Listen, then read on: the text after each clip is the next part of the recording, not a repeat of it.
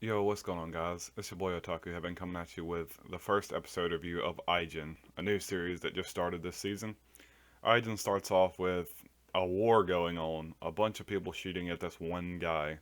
Apparently, this guy is referred to as part of God's army because no matter how many bullets they put into him, he just will not die. Apparently, he is of a race called the Ajins. The Ajins are basically immortal. We find this out a little bit later. We After this, cut to a scene where there are guys coming down from a helicopter to save this one dude who is extremely scared, but actually manages to take down the Ajin from a surprise attack from behind. But then he's about to die after that because the Ajin obviously regenerates, and then the new army comes in and swoops down and captures the Ajin. Well, at least we can assume he captures the Ajin because the Ajin is down on his knees and they're pretty much surrounding him with guns. So I'm pretty sure that's what they wanted us to assume. Moving along, we get to see the main character of the story. The main character of the story is Kay. Kay basically is an aspiring doctor. He's so aspiring to the point that as he's walking to school, he's studying notes. And then he sees an old childhood friend on the way to school who waves at him, and all of his doctor friends around him look at him like, "Do you know that guy?" And he completely dismisses him. So they go on to school where the school is actually winds up teaching about Ijins, and he's like, "I'll just ignore this because whatever. He didn't really care about it. He wants to be a doctor. He's just studying his notes." When after in the middle of the notes, he actually has an outburst. He says "damn" about something when he saw an experiment of the eye experiment going on with the Ijins on another kid's falling next to him. And the teacher's like, "Do you have any questions about the Ijins?" He's like, "Are they human?" And he didn't. Well, he really knew they weren't human, but he had to ask something at that point, or he would seem weird. So he went ahead and asked, "Are they human?" And the teacher's like, "It's obvious they're not human." Then it cuts out of class, and as he's going back, he manages to make it back to his home, and then decides he wants to visit his sister because he wants to ask his sister a question. So his sister's hospitalized for whatever reason we don't know yet. And he goes to ask his sister that question, and his sister's like, "Oh, so that's your motive. You never come without a question. If you're so busy, then why don't you just leave?" And he was just wanting to know what happened with Kay way back when there was basically a dog died, and they were crying. The sister was crying, saying, "You're defective. That's what happens when you're defective. You die." And Kay sitting there in the background, just watching his sister cry when all of a sudden this beast that comes out of nowhere and basically possesses him. Looks like something out of Taizai or Seven Deadly Sins if you've ever seen it. But anyway, he gets possessed by this being. We don't really know anything further than that at this point. And he wanted to know what was going on in that time zone, but his sister just told him to leave. So he left.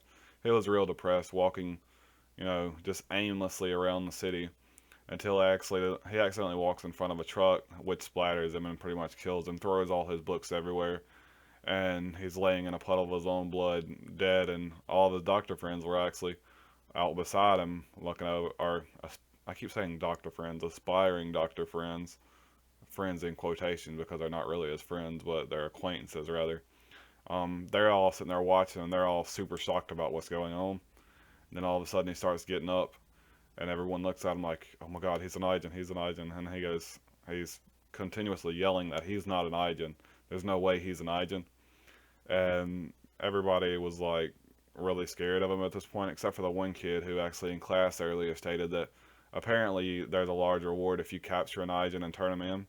And the teacher even acknowledged that there should be some kind of reward, but he doesn't really know whether or not the reward is massive or not.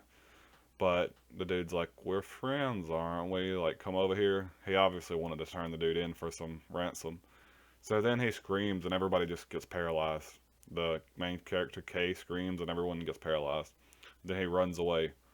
After this, we see the whole area surrounded by cops, and one cop manages to ask a student walking by, the same student that waved at Kay earlier, Kai, if he actually even knew the kid. He's like, "No, he didn't know the kid. But what did he do?" He's like, "Well, that kid is an Ijin." So Kay just walks off till he rounds the corner, and then he's like, Kay, like he's really shocked about what's going on. He's worried about his friend, even though Earlier in the story, we get to see that Kay's mom, made Kay block all of his friends that were not good for him, exclusively Kai, because Kai wasn't on the same level as him. His mom wanted him to do extremely well, and Kai was, kind of the rebel kid, so he wouldn't fit in that doing extremely well environment that his mom wanted to create for him. And so Kay had to go. But Kay was always looking up to waiting till the time that they would return to being friends again. So Kay runs back, goes to pack up all of his stuff to go help him because he knows he's expecting a call really soon from Kay for some help.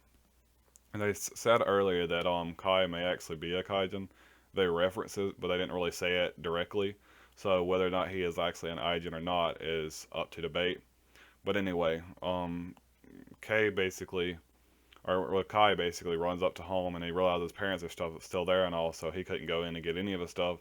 He had to run and hide up under a tree where apparently in a flashback that his sister actually found a beetle, and that's the reference he used after he called Kai to basically help him out. He's like, "I'm under the tree where Sis found the beetle," or where Long found the beetle. That's apparently his sister's name. I'm thinking anyway. But where Long found the beetle, so he knew and he was automatically ready to come. He was already packed up. He was expecting the call, so he runs over there. And as Kai is coming towards Kay, a cop actually spots him, and Kay starts running away. And basically, as he loses this first cop because the first cop tagged, the second cop manages to trap him up and points a gun at him, and basically he's at the point to where he can't escape anymore. But Kai jumps in and scissor kicks the cop to the ground and manages them to both escape on a motorcycle that Kai had parked not far from where they were at. So after that, basically the cop calls in saying, well, the agent's escaping, even though he called in earlier saying that he actually caught the agent when he had him at gunpoint. But he's saying now that the agent is escaping, and apparently he has a partner along with him. So as he's escaping, we get to see a cut of what's going on at the police headquarters.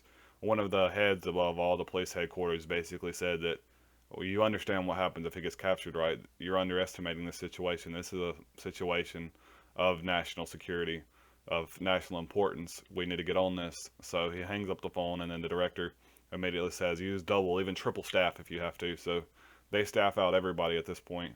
And then there's some bad guys basically laying and watching the news about what's going on with the Ajin, and they're getting really excited because they have a chance to make a large amount of money with this Ajin. Basically, they can either sell it to the actual government or they can sell it to any other government on basically the black market. They can make a lot of money off of this, so they're really interested in capturing this Ajin. So that's most likely where the story is going to go next time. I've only read the first 3 chapters, so a little bit further. I think this covered about the first 2.5 chapters of the Ajin manga. But overall, this looks like a really good start for a new anime. Um, and it seemed to be pretty popular as a manga, so I'm really looking forward to it. This episode started off excellent, excellent pacing. You didn't have to worry about anything slow going on, so I really enjoyed that. And it has a really good premise. So overall, I'm gonna give this episode an 8 out of 10 because it was extremely good. But that's all, guys. Peace.